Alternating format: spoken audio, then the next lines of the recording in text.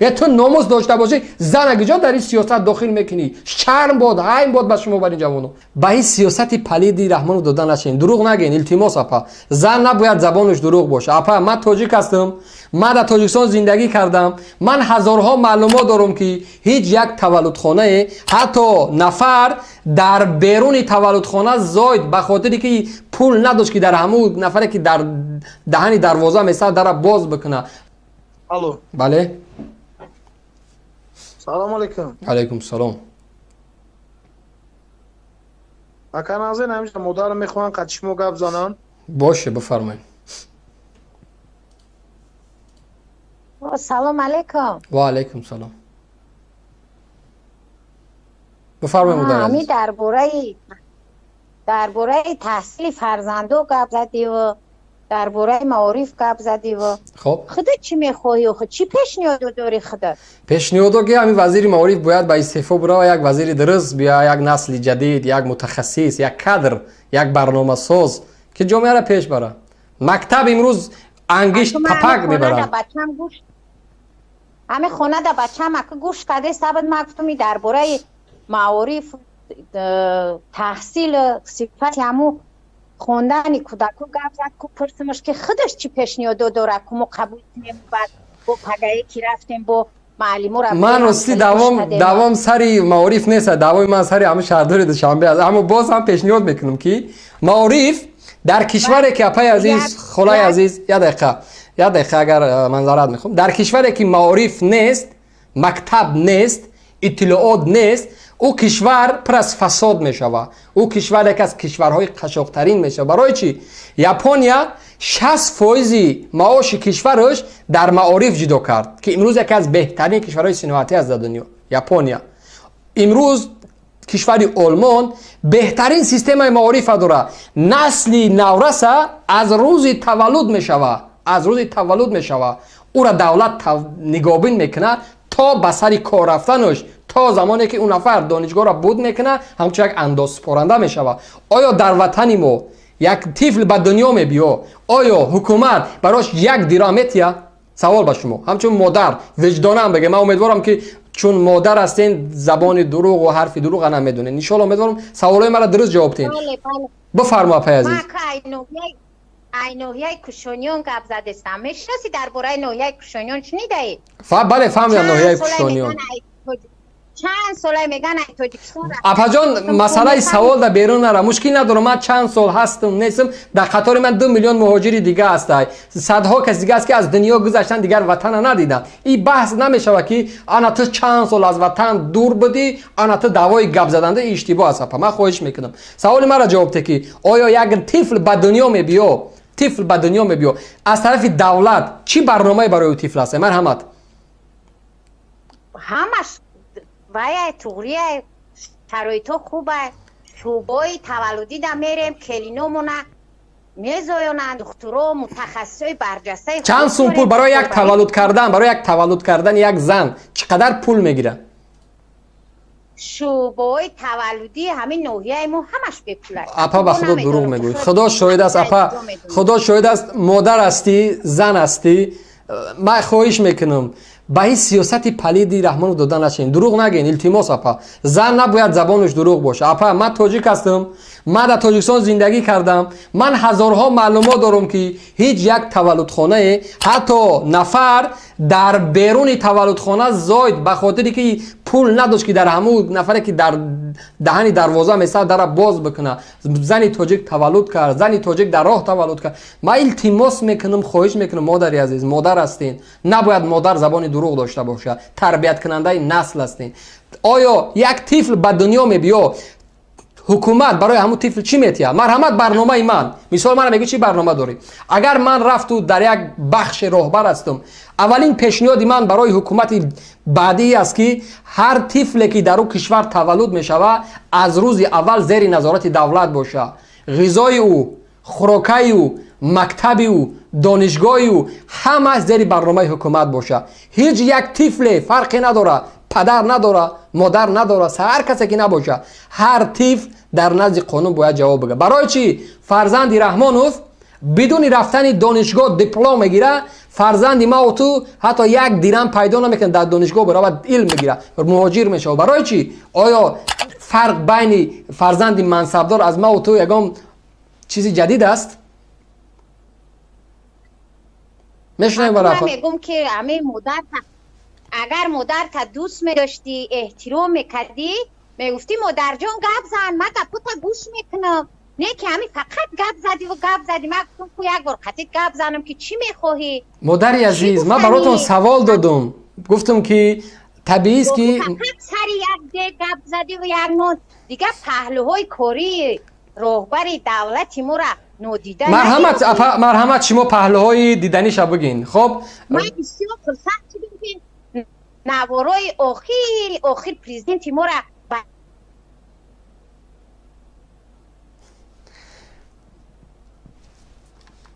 اگر که دیگه جوش بودی مرحمت اپا بیا مرحمت شما همو دیگر جاهاش برای ما بگه تا که ما ببینیم دستاوردهای رحمانوف در 2020 بفرمایید. تمام این ساختمان‌ها را نادیده نگیرید تنها در همین سال 2020 خب قریب 800 تا مکتب و مؤسسات تعلیمی شده گرد همه به فایده کی کشد؟ عزیز ما کی کشد؟ صاحب کار یا کی رحمانوف؟ تمام خش تبار قوم و نسب و اجداد در همین سرزمین تاجیکستان زندگی میکنن. آخه اپا جان من خواهش میکنم مادری عزیز شما این حقی را ندارین یه دقیقه اپا عزیز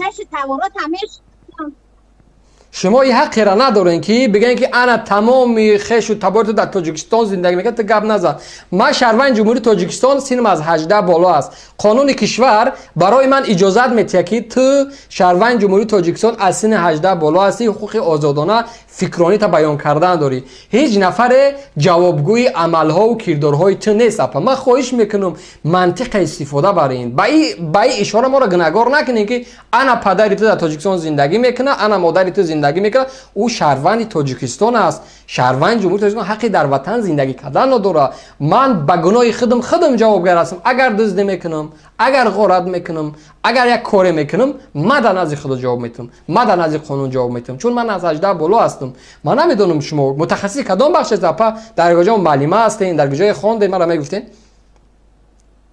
انا کم مرا گوش کنین من برای او خاطر گفتم که همه هر یک طفل کودک مرد بچه فرزند خب بعد وای محصول مهنت همون پدر و مادر خش تورو شیوخی نفهمیدم منظورتونه یعنی من میگم که هر کردار و رفتاری که میکنم من خودم جواب میتم خب بله انا که هر کردار من با او خاطر ای گفت خش تبار و پدر و مادر یاد کردم با خوبی و با نیکی و با نیتی خوش که همون محصول مهنت هموایی که همین خیلی اومده این همینجا 6 تا گاب زده سی که همین خیلی تاجیکستان این خیلی سر یک دیگه یا سر یک نونه یا سر یک تنظیم یا اقلا پیشنیادهای خوب تبو بودیم اما اگرنی بودیم که همون پیشنیادت مقبول نه پیشنیاد کرده مسئله نه شما در بالا یک دروغ من نمیخوام اپا بچه جون یگون چی پیشنیاد نکردی فقط دیک شو نبین دایره شو نبین رباب شو نبین دیگر پهلوهاش نگفتیم چنگ شده شوی این شدهای مهمی صناعت یکم چی نشد از اپا اوغی کوکروز یک کوکروز برو بردن اوغی همون کوکروز منم باور که اوغی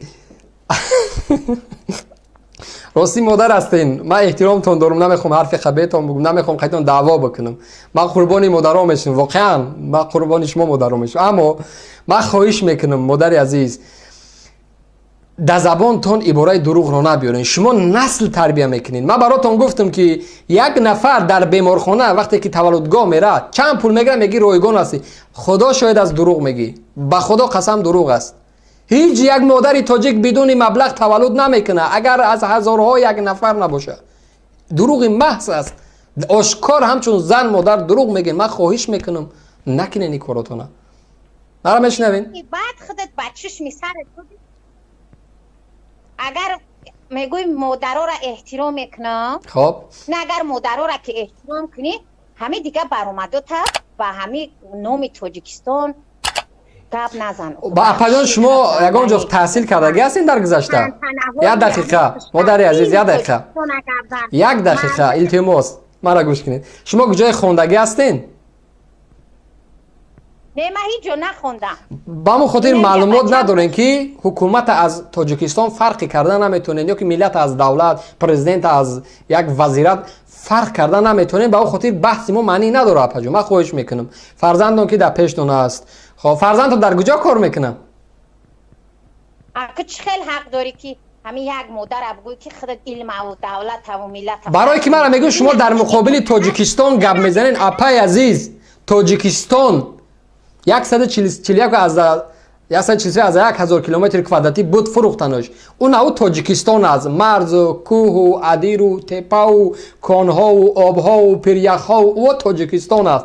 حکومت چیزی دیگر است. اپا حکومت یک فونکسیای دیگر است. حکومت کوه پشت نیست. اپا حکومت آب و لای و سنگ و گس نارک و گس او چیزا نیست. حکومت چیزی دیگر است. اپا ملت چیزی دیگر است. رحمانوف یک چیزی دیگر است، یک کسی دیگر است. شما همه را با هم آوردن کردن تاجیکستان. شما در مقابل تاجیکستان گپ بزنید. مادر عزیز تاجیکستان کلا یک مکانیزم بزرگ است. کوه داره، آب داره که ما در مقابل او گپ زدن نمیتونیم. او وطنی من است. من در اونجا تولد شدم، من در اونجا آب خوردم، هوای اونجا رو نفس کشیدم. من برای وجدان و ایمانم اجازه نمیدم که من تاجیکستان خیانت به خاک او بکنم، او را پارچه او را بفروشم. من اجازه نمیدم. اما حکومتی که در او تاجیکستان راهبر است یک گروه فسادکارا هستند، یک گروه خائنا هستند که خاکای او را فروختند. من به مقابل او گپ میزنم. اپا خب اکو با ما گپ زنم. بفرم. خب خودت مادری گفتی هیچ چی را نمیفهمی، نه ملت نه چی را. این خودت یک بچه آزاده سرگپی خوشگپی مثال همین اوچه خود هم خوندگیه دگون اینستو در خونده یا چه جانت؟ بحث سری است که مادری من زیر هیچ یک سیاست بحث نمیکنه. آخی نه اومد است اینجا دعوا نکرده است. سری من دعوا نمیکنه که تو به مقابل تاجیکستان گپ نزن. بحث سری است که شما دعواتون سر اپا دقیقه فرق شما از اون فرق میکنه. شما مرا میگین شما به مقابل تاجیکستان گپ نزنین. من در علاهیدگی هم صدها بار میفهمونم که پدری عزیز مادری عزیز تاجیکستان چیزی دیگر است، حکومت چیزی دیگر است. برای شما را میگم مادری عزیز تاجیکستان یک مکانیزمی بزرگ است که هیچ ربطی نداره. بعد نمیشه گفت که شما با مقابل تاجیکستان گپ بزنید. حکومت یک چیزی دیگر فونکسیون دیگر اجرا میکنه. با همون خاطر من خیلی احترام نسبت شما تشکری میگم مادر عزیز. اما باز هم از همون فرزندتون بگین که براتون یک کمی این مکانیزم ها را فهمونه که وطن چی است، مادر چی است، ملت چی است، دین چی است، سرزمین چی است فهمونه. وگرنه من همون بچه‌تون سوال دارم که کجا خوندگی است. ما اگر میگم اینا گفتی که او چجون گفتی نه ملت هم میفهمی نه دولت هم نه تاجیکستان. اینا ما هم خیلی بچه‌ها را تولد کردیم که امروز اینا گپ میزنن سخن میکنن. همون فرزند اون تلفن بده من خودش حرف بزنم. بچه‌تون بدین تلفن بتین. سلام علیکم. بله سلام علیکم. اوچه از طریق خونه ما در اومد چی تماشا کیسه که ما هم تماشا کیسه ما یا برای ناس یک خودتون معرفی میکردین چیکار هستین، یعنی سبب از زنگ زدن یعنی چی را میخواستین نشون بدین اگر چی نباشد. ما سعید علی عینویه کشانیانم. خب در کدام بخش کار میکنین؟ ما این زمان کارم خونی میکنیم، یعنی پارنیک میکنیم. خب خیلی گوش بدین برادر عزیز چی هم میگم. خب وقتی که در تاجیکستان کسری کرونا ویروس اومد نه یگان کس غیر از جناب رحمانوف ندیدیم. یگانه نفر گریخته بده. ای خدا شاید 2 هفته گم بودم اون مرده. خب باور که 2 هفته گم بود. درست سایت پرزیدنت بس صبر کن یه دقیقه. سایت پرزیدنت در فیسبوک بود رو از همون تاریخی که در تاجیکستان گویا اوج گرفت همون نفر 2 هفته هیچ یک جدا نامش نوشته نشد. بعد او در یک روز 5 بار نویسن به خدا انا پیشوای ملت 2 هفته هم مرده که خوب نبود. باور که نبود.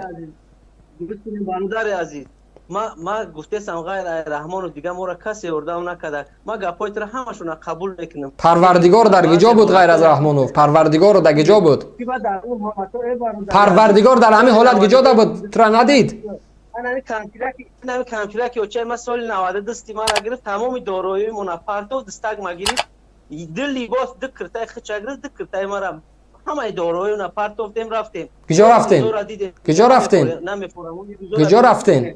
اینا یه بار دیگه تاریخ اثبات کرد کسالی دیگی پر میگو دیگی پر شکمی سری ما نشان دادیم ای خدای بخدا اگر همین برای ما واقعا مرد بگو کو رحمانوف گفت که 2 ساله ذخیره‌تون بکنین آیا 2 ساله ذخیره داری؟ برادر عزیز نمی شود در خانه ما هویا بیا در پرنی که من اینا علاو حوزی برفتم علاو شدید پرنی که ما در پرنیدارم پخته سای رسیده سای در خانه ما هویا یگان کس نمیاد سر ما افامو نگیرفته برده بودن فهمیدین یگان گپ گفتن کی گرفته برده بود؟ کی گرفته برده بود؟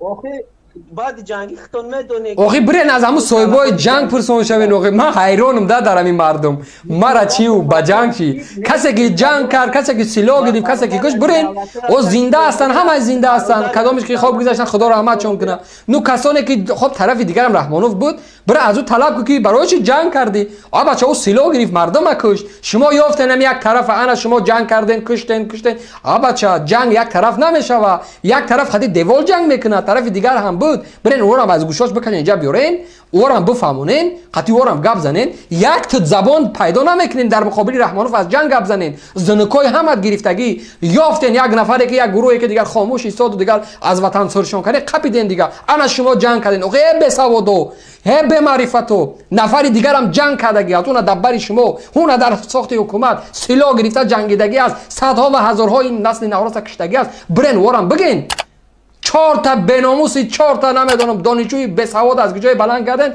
جنگ 91 جنگ خونریزی سال 91 دیوانه کردن همین ملت قطعی جنگتون مردم از شما دیوانه کردین یک عمر جنگ بس جنگ بس من دیگر از این عباره پوچو به منتون خسته شدیم ها چی گپ است من تازه تولد من جنگ را کار ندارم یک تاریخی بد این ملت من در تا مردن من میگم که بله یک زمان تاریخی بد بود اما من گناهگار در این جنگ نیستم من کار با او جنگ ندارم من سلاح نگرفتم من کسی را نکشتم پدری من کسی را نکشته است برای من این مثال تا نبیار تمام اعضای حرکت سیاسی گروه بیچاره بلند که بپرسون کدام او سلاح گرفت جنگید آوردن جنگ به سر من میذاری تو مادر تا بلند میکنی گپ زن یا تو ناموس داشته باشی زن اگه جا در این سیاست داخل میکنی شرم باد حیم باد به شما برین جوانو سلامت باشین